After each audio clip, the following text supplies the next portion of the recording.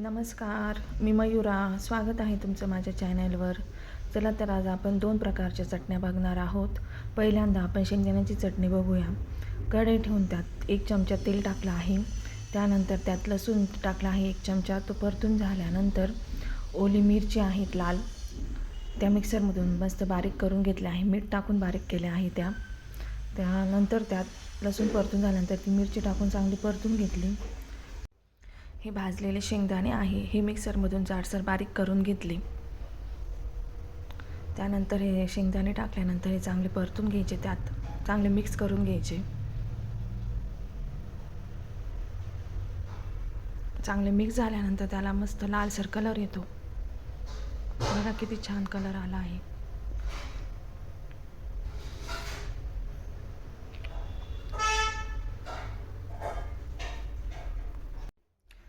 चला तर आपली ही शेंगदाण्याची चटणी तयार आहे. व्हिडिओ आवडल्यास लाईक करा, शेअर करा, सबस्क्राईब करा.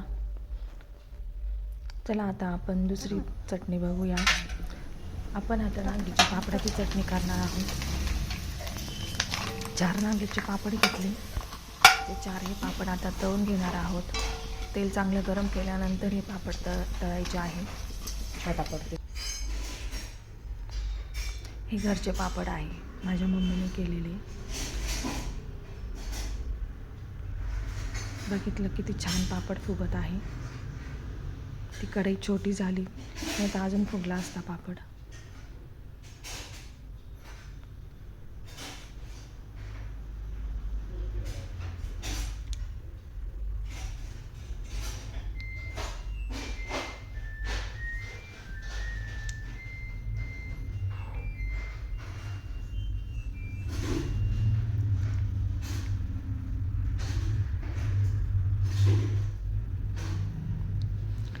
चला आपले 4 पापड तळून झाले आहे.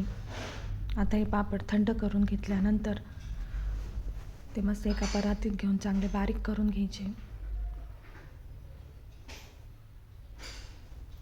चांगला बारीक भुगा करून घ्यायचा. हातानेच करायचा तो. मिक्सरमध्ये खूप पावडर होऊन जाईल, त्यामुळे हातानेच बारीक करायचा.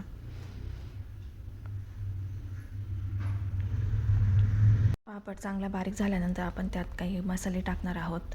1 चमचा गरम मसाला, 1 चमचा लाल मिरची, अर्धा चमचा हळद पावडर, चवीपुरतं मीठ.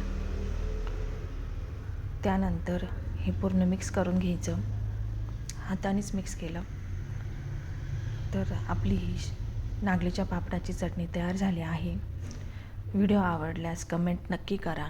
धन्यवाद.